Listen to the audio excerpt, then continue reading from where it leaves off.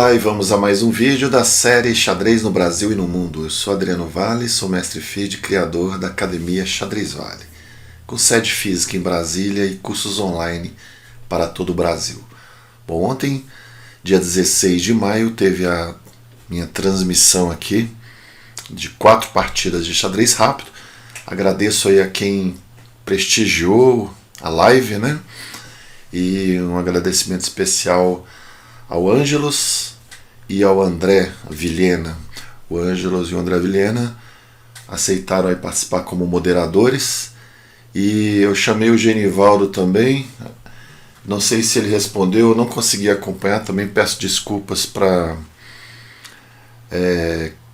quem eu não consegui responder, né? Ainda está muito novo isso para mim, então essa questão de ler todo o chat é impossível.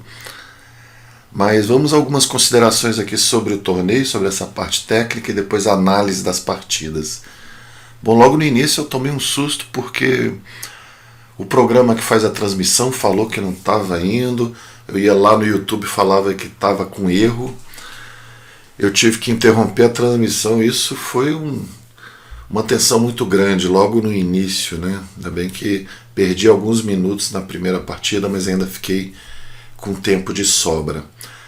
Detalhe que eu acho que poderia melhorar na parte da logística ali do torneio seria termos já os jogadores, né, porque eles têm nomes diferentes, então perdi muito tempo fazendo busca, tentando fazer os desafios, e muitas vezes me enrolava com alguma questão ali que eu não estou acostumado no chess.com.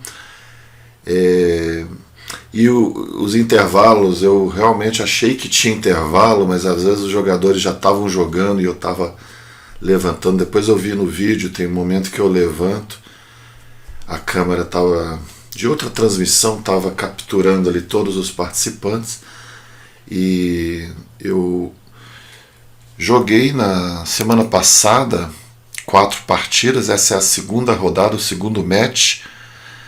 E eu ainda não tinha feito a primeira live, que foi contra o Álvaro Almeida, né, o mestre nacional Alvim, mas aqui nesse ritmo 15-2, tinha jogado com uma equipe aqui, tinha feito 3 vitórias e 1 derrota.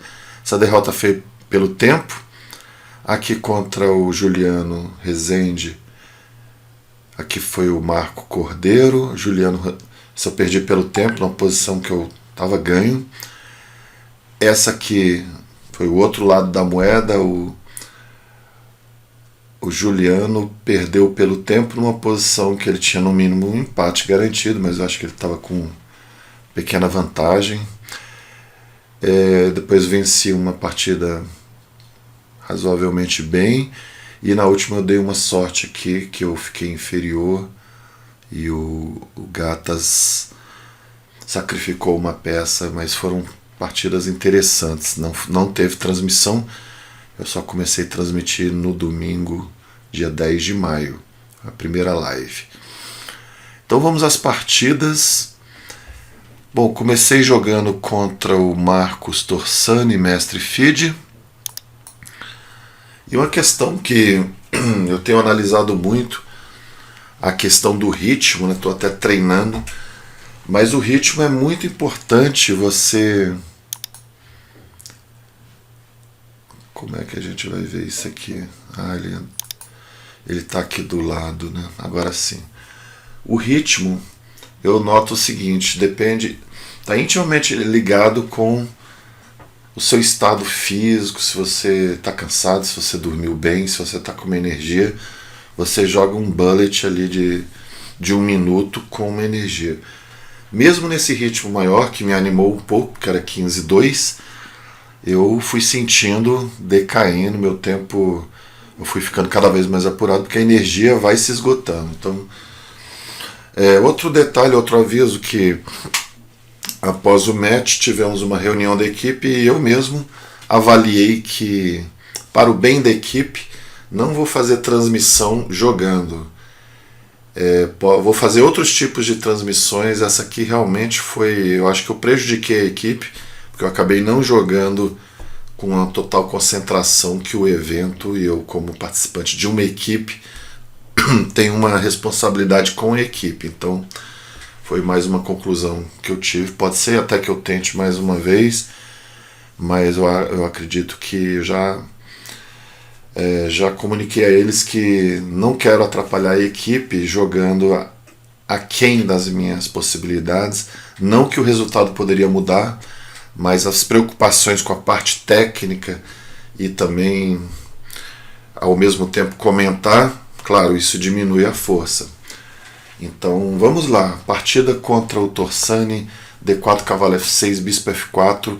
Essa foi outra questão que tivemos alguns imprevistos no início, e eu ia jogar com o Torsani na última de pretas, aí eu ia jogar de brancas, agora estou jogando de pretas na primeira. Ia jogar contra o Quintiliano, mestre internacional, quase grande mestre. Eu ia jogar de brancas, acabei jogando de pretas, então eu tinha pelo menos me acostumado com a ideia das cores contra cada jogador e na hora H mudou tudo. Então, sistema London, eu dei uma parada, pensei e joguei um sistema que eu lembrei, que é o sistema Hatch.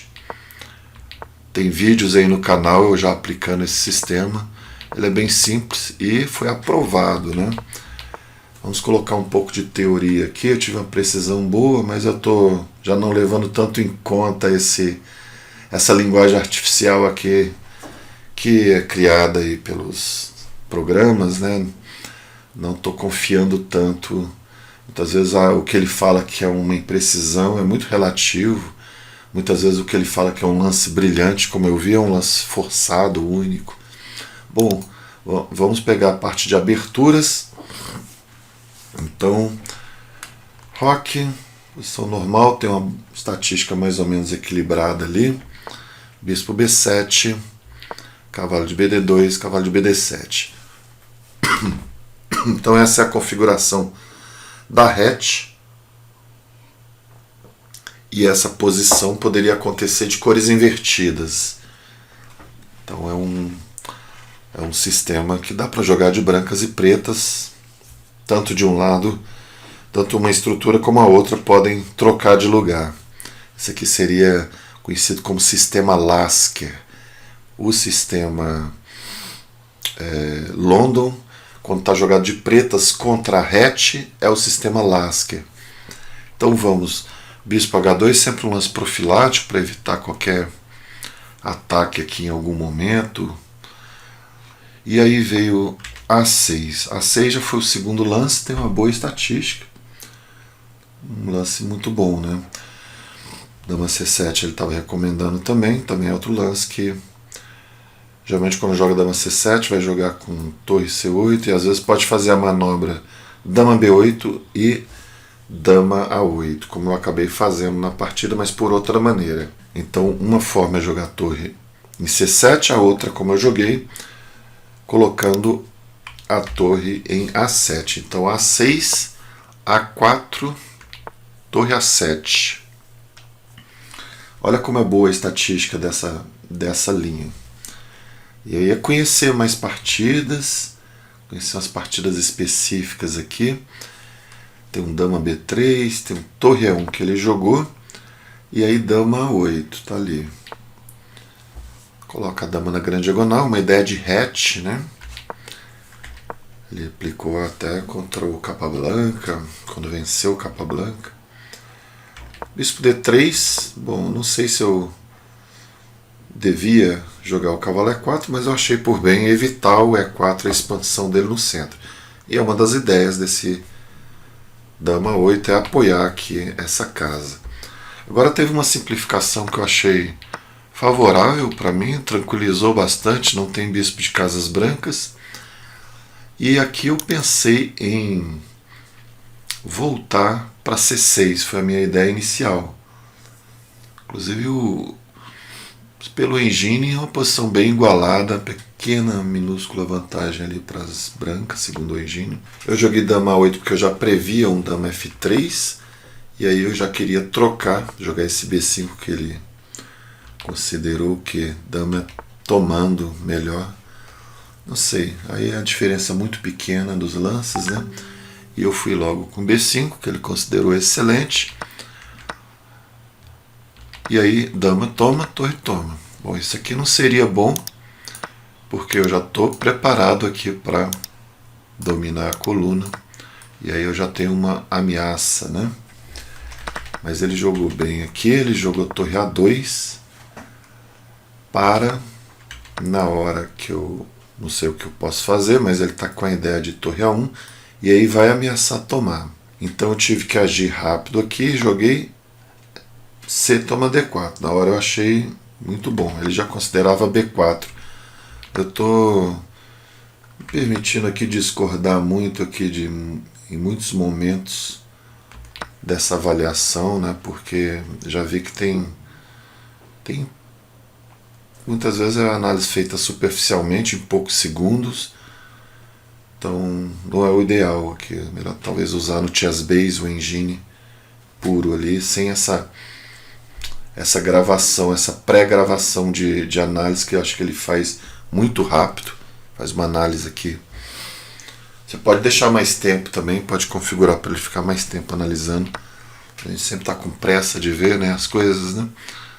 Então ele jogou abrindo a coluna, e aí eu joguei cavalo B6, que força uma decisão aqui na ala da dama. Bom, B3 debilita C3, então se toma, eu pego a coluna, né, eu domino a coluna, então esse parece que foi necessário. Aí esse meu cavalo fica muito forte, não pode ser atacado, e ele manobra, ele tira, melhora a torre, que agora já não tem sentido estar ali em A2, e a minha também não, minhas torres também não tem mais sentido aqui. Então na hora eu pensei imediatamente em reagrupar as torres para jogar o ataque da minoria. Ele elimina meu cavalo, eu aceito troca. Aqui o engine, e eu pensei na partida também que eu posso fazer uma mudança de estrutura, vai ficar como um gambito da dama com E6, D5, estrutura Carlsbad, né? O típico ataque da minoria, que pode ser feito direto também, né? Não preciso necessariamente avançar aqui, porque a minha torre domina a casa C4. Então veio o bispo G3, feito o ataque da minoria, eu jogo reforçando esse peão para dar liberdade para minhas torres, e fui lá. Agora meu peão de E7 está defendido, estou atacando a debilidade, e aqui ele jogou torre B4, e eu tinha várias coisas, inclusive o melhor lance seria a torre A3 já vindo aqui no peão.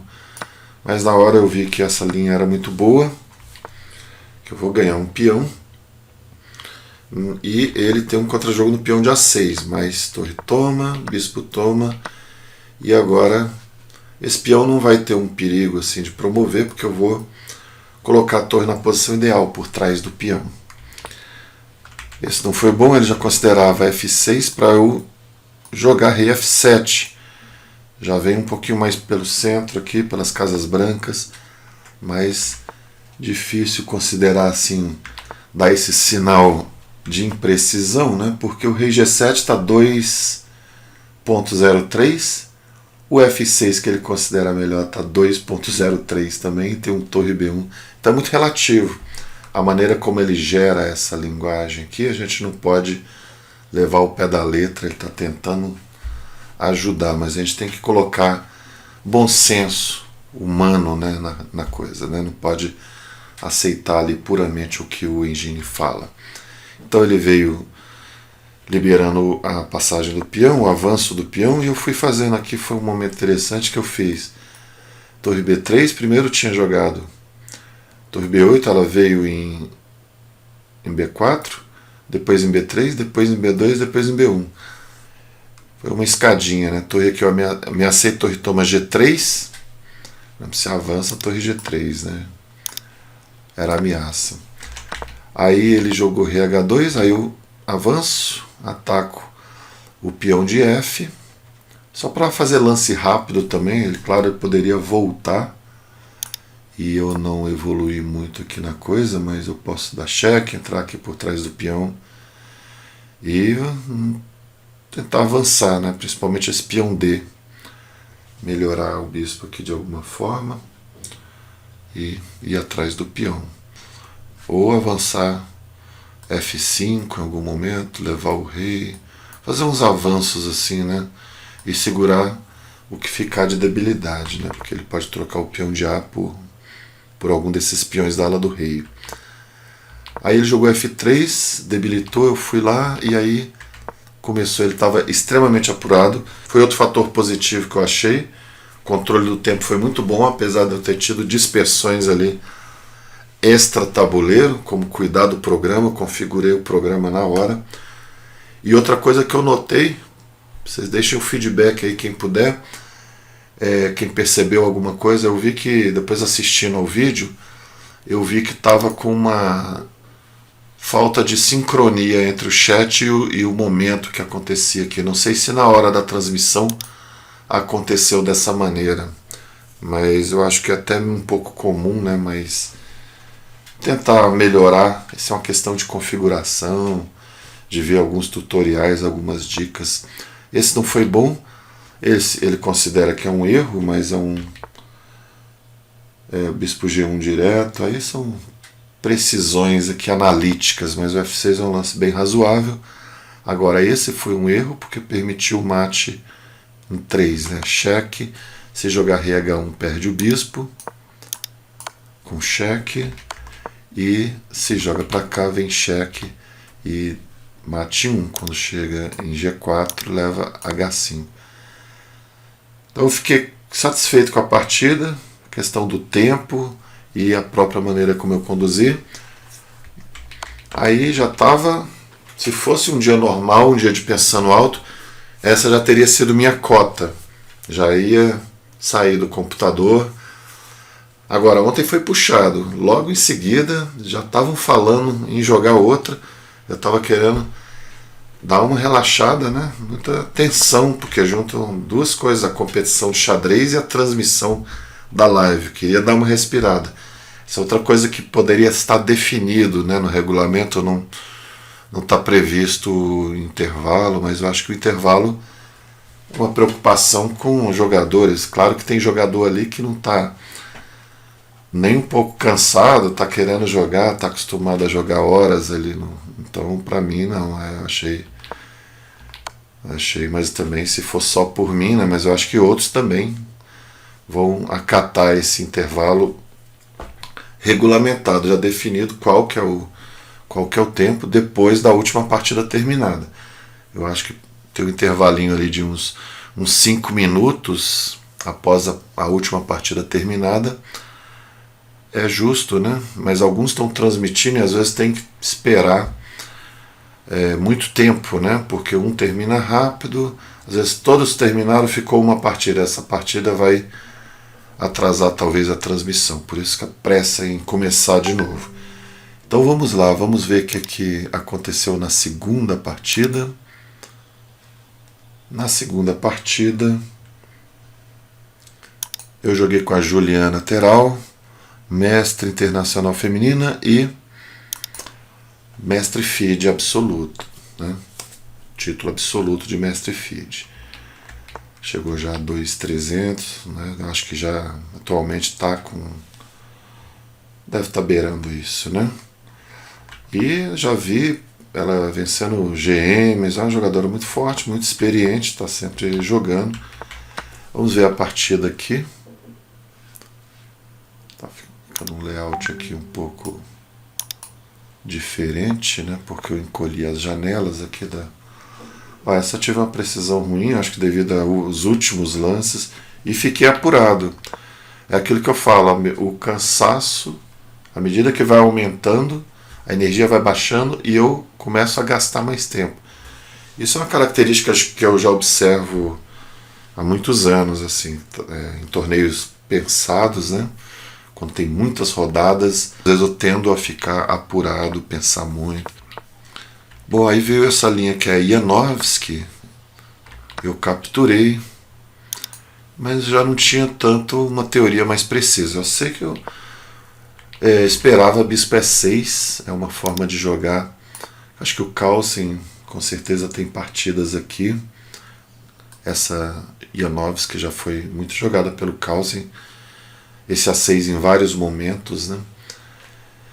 É um lance útil, né? E até mesmo contra o plano de ataque da minoria ele já está feito. E também pode jogar com algum plano de C5 em vez de C6 em algum momento. Em algumas variantes você já joga com C5 e organiza de uma forma um pouco diferente as peças comparada com o gambito da dama tradicional, com bispo E7. Então ela jogou C6, eu joguei E3, bispo D6. Engraçado que eu não gostei muito dessa forma, né? Eu joguei natural aqui. Quando veio H6, tem 3 partidas, 3 vitórias das brancas, muito pouca referência nessa posição. E eu joguei bispo H4. Ele disse que bispo F4 era melhor, mas a gente não vai levar tão em conta essa linguagem gerada. Como eu falei, isso aqui é anterior a essas análises aqui. Ou pelo menos eu acho, né, que é assim que funciona.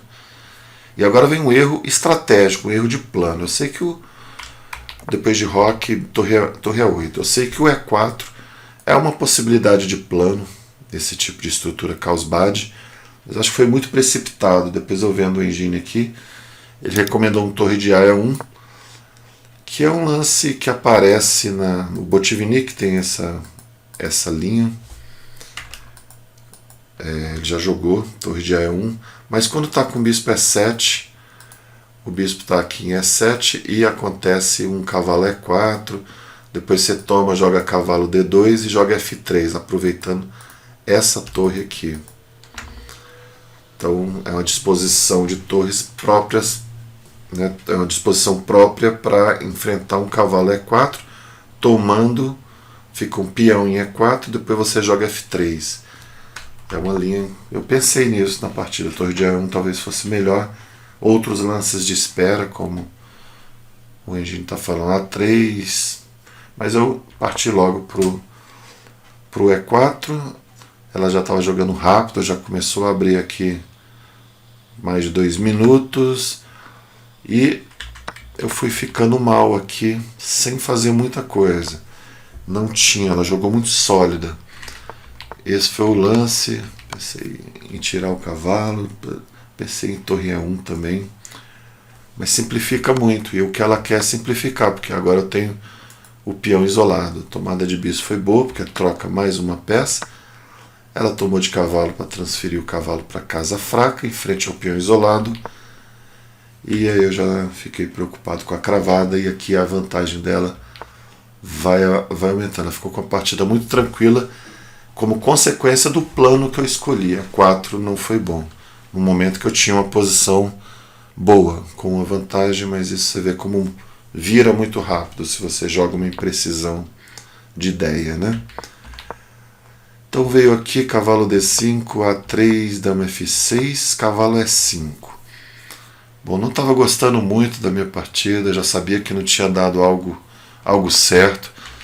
Ela tirou a torre da coluna, reagrupou aqui e agora veio com isso. A partida está bem igualada, bispo H7, rei H8, bispo E4. A questão não é estar igualada, é a tendência que ela tem de iniciativa na ala do rei. Isso incomoda bastante na hora de uma partida rápida. Agora eu já estou com quase 4 minutos a mais aqui pensados, né? Ela veio com uma ideia de torre D6. Joguei dama C5. Disse que torre A3 era bom já, né? Seria legal mesmo. Mas agora o engine está gostando de dama C5 mesmo. Bom, vamos lá. Ela defendeu. Eu joguei esse. Aqui é interessante, né? Porque não tem nada assim como dama G5 está defendido. Ela jogou esse, eu joguei aqui. Ataquei ali o F7, mas não foi bom. Minha dama entrou sozinha no campo ali, não fez muita coisa. Ataquei F7, ela defendeu. E agora que eu vim com a ideia de passar a torre, tinha algumas ideias assim, vamos ver. Na verdade eu pensei muito nesse lance, mas não dava em nada. É um erro grosso, né? Como diz lá, um erro grosseiro. Bispo H7, ela vem para cá, e aí eu não vi nada aqui. Era uma ideia que poderia acontecer. Se o meu bispo talvez estivesse podendo ser transferido para essa diagonal, poderia ser melhor, mas ele está aqui. Eu tentei transferir a torre. Sempre que tivesse um torre D4 eu tomava e tinha um problema naquele bispo. Então jogou melhor. Cavalo aqui. Já me senti perdido. E o resto foi esperneio. Dama B3 tomou. Cavalo G4 ataca a dama. Tudo interrogação. Por isso que a minha precisão agora foi por água abaixo. Aí ela atacou. E aqui o último com 17 segundos no relógio. Um lance aqui não tem mínimo esperança aqui. Aí veio aqui, caiu o meu tempo, a posição já estava péssima. Então comecei a perder a partida no E4 e talvez até antes do E4 a falta de intimidade com essa posição. Talvez aqui fosse fazer uma coisa mais lenta, mesmo com o ataque da minoria mesmo. Hoje eu já estaria repensando essa ideia aqui, porque o ritmo rápido às vezes induz você a jogar um pouco assim, sem muito cuidado, né? Não combina tanto com um jogo muito lento, posicional. Bom, mas foi isso, já me chamou a atenção para essa variante e a Juliana jogou muito bem e vamos ver a próxima partida. Bom, aí já estava, parece que teve um intervalozinho e aí vem o Quintiliano. Quintiliano eu não sabia, achei até que ele era um jogador mais de D4, ele passou a jogar E4 depois de um tempo e jogou um E4 bem posicional. Como eu comentei na live, eu tô jogando isso aqui, não tenho nem muito estudo nem muita experiência em torneio, então um erro de estratégia de partida, né? De postura de partida, mas eu tentei evitar uma preparação, se pudesse jogar a francesa mesmo. Sempre que a gente perde uma partida, a gente fala, devia ter jogado outra coisa, mas ia ser outra história. Ele teve 99,1 de precisão. Joguei cavalo F6, D3 era o que eu esperava. Claro, ninguém mais joga essas linhas como cavalo G5 ou como D4, porque são linhas muito analisadas e acabam garantindo um bom jogo para as pretas. Então o negócio e a moda hoje em dia é jogar linha flexível com D3 e roque e vai jogar bem flexível. Aqui, deixa eu só colocar a abertura. Eu sei que o bispo C5 é o mais jogado, tem mais partidas, mas esse bispo E7 que eu joguei caracteriza aí a defesa húngara, né? É interessante. Ele rocou, eu roquei também, seguindo aqui a teoria, torre A1, D6. E isso aqui eu joguei em alguma partida recente aí contra o Alvin, né, o Álvaro Almeida. Então, já o Quintiliano, não sei se ele olhou, mas com certeza ele já estava muito preparado aqui na linha e jogou um lance interessante, que eu achei a forma que ele jogou agora. Ele não jogou o tradicional com C3, cavalo de BD2, ele adaptou ao momento aqui e jogou, na verdade, cadê a partida que não anda? Ah não, na verdade eu joguei D6 antes e ele não jogou C3, ele jogou uma ideia, acho que uma ideia própria, talvez da hora. A4, a abertura aqui, a teoria é C3 mesmo, C3, esse bispo vem para cá para evitar um cavalo A5, se eu jogo cavalo A5 agora tem bispo B5, mas eu posso trocar o bispo de casas brancas, ou se eu jogo C6, meu cavalo está com problema, ele joga aqui, essa linha acho que é boa para as brancas. Então eu não pensei nessas ideias por enquanto. Aliás, ele jogou A3, então essa ideia de cavalo A5 está fora de questão, porque ele volta para A2, preserva o bispo, que é correspondente ao bispo espanhol. Esse seria o bispo italiano, né, vamos chamar assim. Por isso que é muito comum as ideias de bispo E6. E aqui é o segundo lance, bem de perto aqui do bispo G4, mas acabou que... Bom, isso aqui acabou não dando muita coisa, meu bispo ficou aqui em G6 no momento, levou o G4. Esse é o risco quando vem H3 e G4. G4 é arriscado, mas também é arriscado para as pretas ficarem com o bispo fora de jogo. Então, talvez uma melhoria aqui seja bispo E6. E ele pode não tomar, jogar H3, bispo toma, D toma C4. Provavelmente ele ia deixar tomar, porque se toma aqui, eu acho que pretas ficam bem. Olha lá, 3 partidas, 1 vitória, 2 empates. Mas tem que ver que partidas são essas, né? Mas podem ser referências também. Bispo G4, H3. Bispo H5, ele ficou com G4 engatilhado, fez muito bem. Eu estou ameaçando cavalo D4. E aqui ainda é teoria. Tem cavalo D5. Uma cavalo D5 não leva cavalo D4. Eu até acho que é o que eu estava pensando em fazer. Mas aí ele vem com G4. Não adianta muita coisa não. Cavalo D5 é uma opção. E aí quando joga bispo E3, eu jogo cavalo D4. E momento que está bem jogável aqui, né? Assim, praticamente um jogo igual aqui. Cavalo D5. Trocar aqui uma peça. Cavalo toma, bispo toma C6, bispo B3.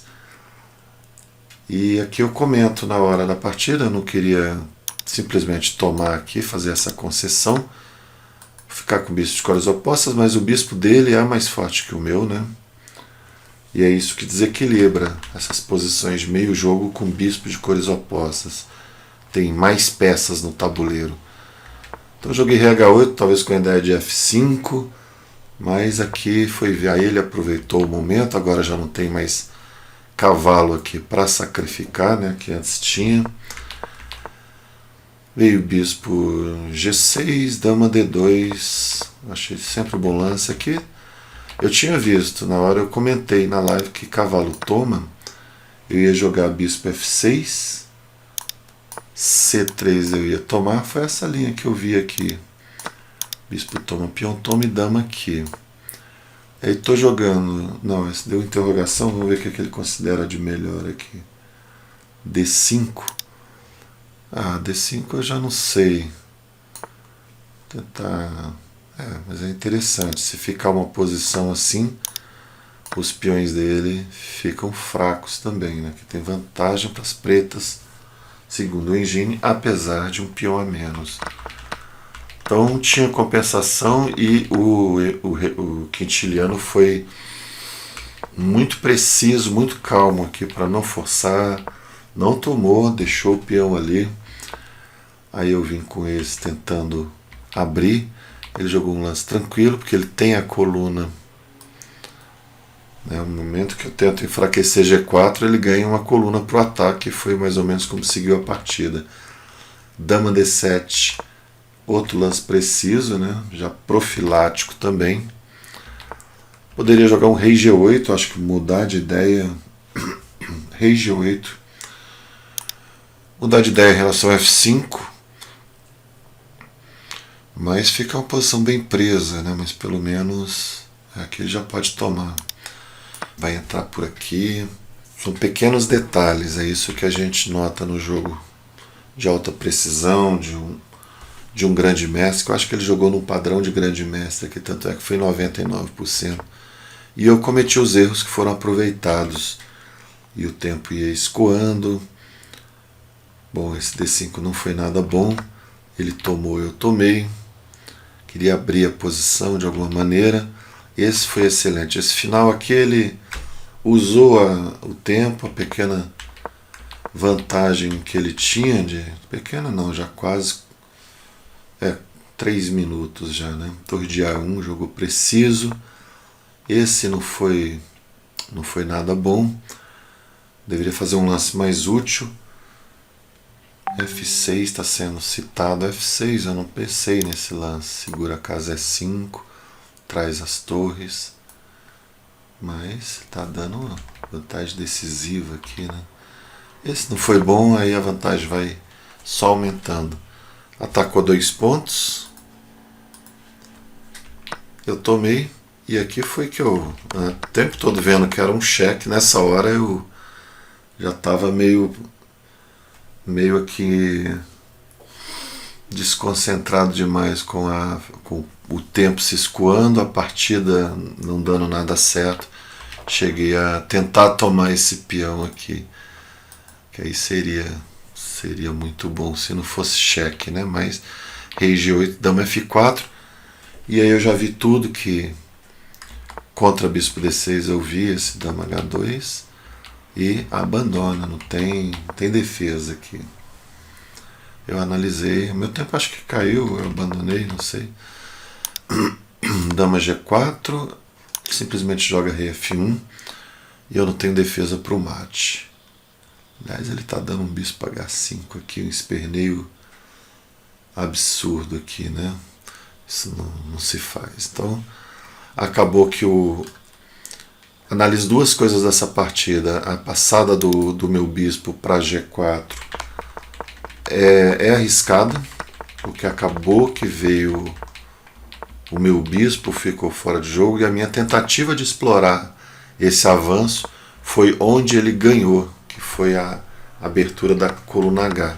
Porque se não for para tomar em algum momento, não tem sentido eu jogar H5. Só que talvez um jogador que não jogasse com a precisão dele pudesse optar por um G5. E aí eu já estava pensando em, olha só, em precisão, eu já estava pensando em F6 ou F5. Talvez tenha um cavalo H4, não possa jogar F6 nem F5. Mas a vantagem já diminui bastante aqui, né? Então é isso. Foi muito proveitosa essa partida também.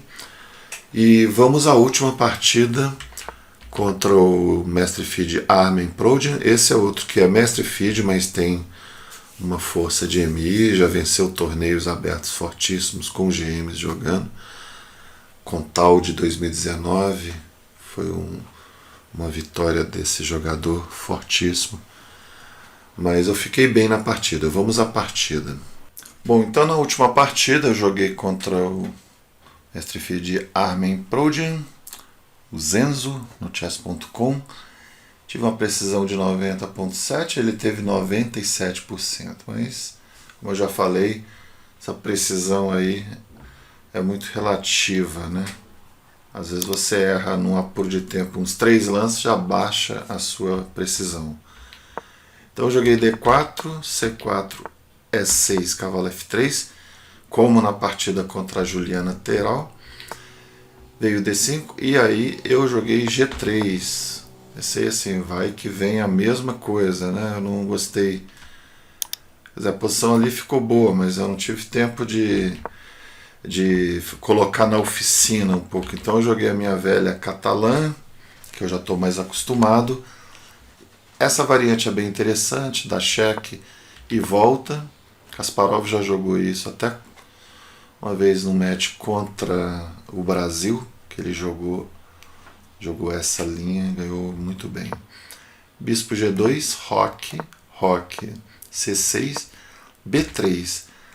Aqui, normalmente, se não tivesse tido o cheque, eu estaria com o bispo aqui. Então eu tenho um tempo a mais, só que é um tempo a mais que até me atrapalha, porque eu não tenho a casa para o cavalo.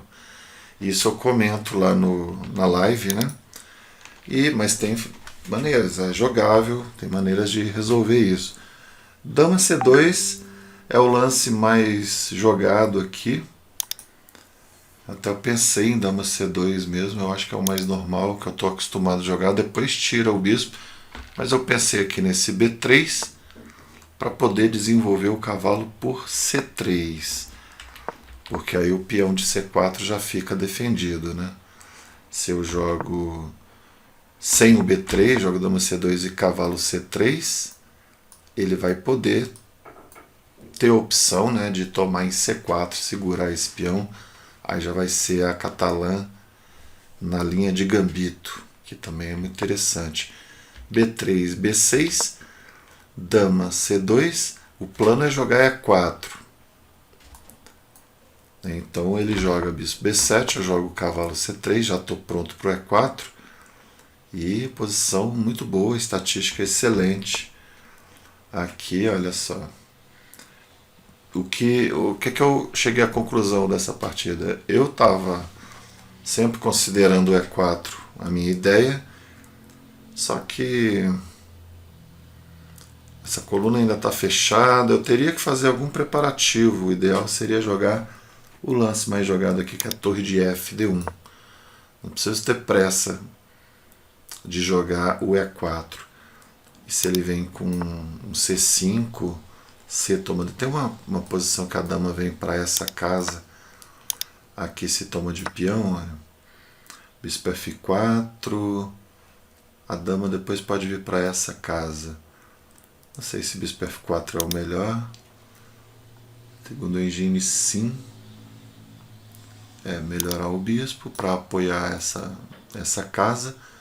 E se ele joga um torre C8, olha lá, a dama F5 já apareceu para o Engine.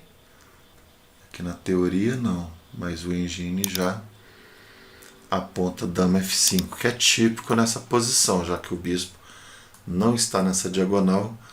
Se você provoca um G3, você vem para H3 e fica até com possibilidades de ataque. Mas aqui tem um problema também, que esse cavalo está solto. Aí nesse caso era melhor que o peão tivesse aqui em B2. Mas vamos ver o que seguiu. Eu não joguei torre D1, joguei E4 direto. E D toma E4, cavalo toma E4. Melhor que capturar, porque aí ele não teria o C5. E se jogar aqui... Bom, eu estava pensando talvez em dama E2, mas dama C2 também é bom. Aí entra uma posição que eu estou muito acostumado. Eu tenho ideia de C5. Ele pode jogar assim, mas aqui uma posição típica que poderia ter surgido na partida. Essa posição, brancas têm 3 peões contra 2. Contra 2 aqui, né? E jogo tranquilo. Torre na coluna. Pequena vantagem. Até o Engine está dando 0.72, que é bem razoável. Mas ele jogou melhor, em vez de tomar, ele já jogou o C5. E eu tive que jogar aqui o único, né? Único e bom, cavalo toma. E ele tomou de bispo. Tem um 11,46 no relógio, ele tem 12,52, ainda está equilibrado. Olha, aqui eu já pensei muito. Fiquei em dúvida se fazia esse lance. Realmente, às vezes a gente tenta ser um pouco agressivo e é onde a gente perde a harmonia do jogo. Ou a iniciativa, né? A gente tentando ser agressivo, muitas vezes a gente perde a iniciativa, se a continuação não for precisa. Então, apesar do Engine falar que esse é excelente, acabei não gostando tanto desse. Se a minha torre já estivesse na coluna, seria outra história. Então, teria que retardar um pouquinho o E4. Talvez ele tivesse com o lance torre C8, mas esse peão aqui está firmemente defendido. Seria excelente jogar o E4 nessas condições, já com a torre na coluna D. Tomou de bispo. Aí eu joguei esse que ameaça mate e ameaça o bispo. Ele é forçado a tomar. Eu tomo o bispo. Ele joga a torre B8. E aqui, bispo toma G5. É o melhor. Dama toma. E aqui eu vou começar a cometer imprecisões. Meu tempo já está bem baixo em relação dele. Ele tem 5 minutos e quase 5,5. 5,44 segundos. Aí eu pensei bastante, joguei esse. Na verdade, aqui eu joguei. Ah, quando eu tomei, eu já estava com esse aqui. Eu joguei em um segundo. Já estava com esse definido. Tá ali, o jogo igual. Ele veio para cá, não foi tão bom. Agora tem uma variante que era muito difícil eu encontrar e decidir por essa variante em 7 minutos, mas jogar F4, a dama está meio sem casa. Pode jogar em F5, pode jogar em G6. Se jogar em G6, eu troco e tomo. Pode tomar de torre, né? Isso aqui eu não tinha analisado ainda. Torre. Mas veja só, uma posição dessa, acho que eu jogaria aqui em F3 e não em G2. Ele toma de torre para não prejudicar muito a estrutura, mas essa é uma posição que tem uma vantagem teórica das brancas, bispo contra cavalo e maioria na ala da dama. De novo aquela maioria, mas tem que ir com muita calma, jogar a torre na coluna, trazer o rei, estaria muito bem aqui nessa variante. E se ele joga dama F5 seria mais ou menos a mesma coisa, só que aqui eu já tenho possibilidades adicionais até de jogar o peão D5. Meu bispo fica um pouco fora de jogo, mas qualquer coisa eu coloco esse peão lá em D7, né? Eu acho que não era o melhor não estava com muita vontade de fazer esse D5 fechando o bispo não. Seria aqui mesmo, e aí eu vou ocupar as colunas. É uma vantagem pequena, mas eu estou jogando por dois resultados aqui, né? Vitória ou empate. O risco de perder é muito pequeno aqui. Estou ameaçando torre E5. Aí o que seguiu? Foi o momento que eu começo a errar. Eu joguei esse, olha o erro. Pensei, vou preparar um pouquinho, não preciso ter pressa, não preciso tomar agora. Aí quando eu jogo esse, olha, a vantagem dele aparece. Eu já estava ficando preocupado com o relógio. Gastei aqui uns 30 segundos e fiz esse. Aí ele toma, aí eu vi que não podia tomar. Se eu tomo, dama C5. É duas interrogações, é um ataque duplo, ganha material. Aí pronto. Aí depois de você fazer um lance desse, já se sente perdido, né? Porque não era seu plano. Eu acabei jogando B4 para ameaçar tomar. E a minha ideia era, se ele jogasse A5, talvez eu tentasse romper aqui com F4 e, se desse muita sorte, recuperar esse peão. Ele jogou aqui, eu joguei F4, mas a vantagem dele já é grande. Não troquei as damas, talvez trocar ainda fosse melhor um pouco. E aqui ele joga torre de FD8, segundo o Engine é imprecisão. O Engine já acha que tem que entrar logo aqui, mas não parece que torre de FD8 é o segundo lance ali, é perfeito. Não merece essa imprecisão não. Esse sim, bispo B5, mas também não tem conselhos melhores aqui para as brancas, né? Bispo aqui ele veio, minha ideia aqui, ele já entra, perfeito. E última esperança, dama F3, seria depender de um erro muito grande dele, né, que ele estava muito atento. Que aí eu jogo dama E3. Ele estava dando torre D4, considerou melhor que... Por quê? Ah, tá, porque eu dou cheque lá em A8. Então é melhor mesmo. Torre toma, se torre toma, dama aqui. Mas não vamos contar com o erro do adversário, é só uma possibilidade de análise. Ele jogou aqui. O engenho dá impreciso porque ele poderia ter tomado. Quando eu tomo, ele volta para cá e está atacando a torre e o bispo. Ganha de novo a qualidade. Aí veio esse, eu joguei, eu abandonei, não, perdi.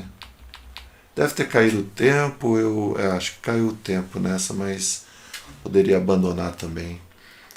Então, vamos recapitular aqui. A primeira eu entrei bem, joguei bem, acho que não tive praticamente nenhuma imprecisão. A segunda eu comecei bem, fiquei com uma pequena vantagem, joguei o plano de A4 errado contra a Juliana. A terceira contra o Renato Quintiliano, eu acho que fiquei bem em algum momento, mas a lição que eu tiro é que o bispo G4 não é algo tão forte em algumas posições. Talvez bispo E6 ali. E outra coisa, eu tenho que estudar essa variante, né? Se eu quero jogar E5, então ainda estou gostando, acho que ela permite boas posições. E a última foi essa contra o Arben Prodigy. Fiquei bem, pelo menos igual, com a pequena vantagem, mas veio o erro. Então a pressão do tempo. Bom, apesar de eu ter começado a jogar uns blitz mais rápido, ainda existem muitas situações assim adversas que eu ainda tenho que me adaptar. Uma delas é ter, mesmo no rápido, ter uma administração de tempo melhor. E como eu já detectei há muito tempo, à medida que eu vou ficando cansado, eu fico mais apurado. Então ali eu já estava com quase 3 horas na frente do computador, os erros acontecem. Imagina fazer uma prova de concurso no colégio, e aquele provão mesmo de 3 horas, de 2 horas. Sua mente vai ficando com uma exaustão. Então isso não é nenhuma desculpa, acho que os jogadores jogaram todo o seu xadrez ali, né? Quando me venceram foi merecido, mas eu senti um pouco a falta dessa energia, concentração, disposição ali para estar ali na frente várias horas. E como eu já conversei com a minha equipe, com transmissão, para não prejudicar a equipe, eu não vou fazer a live na terceira rodada, porque eu estaria prejudicando a equipe, a não ser que eu, nesse caso, eu fique de reserva, transmita, comentando as outras partidas. Mas vão ter várias lives, inclusive vai chegar a live aí jogando com os inscritos. Eu quero fazer live jogando simultânea, lives batendo papo, perguntando sugestões de algum assunto. Vamos ter muitas lives, muitas ideias vão vir. Então é isso. Até o próximo vídeo da série Xadrez pelo Brasil, Xadrez no Brasil e no mundo. E vamos ver se a gente cobre nessa série aí o torneio que está acontecendo com Magnus Carlsen e companhia. Nessa semana vamos dar uma olhada nesse torneio. Então é isso, até o próximo vídeo. Valeu!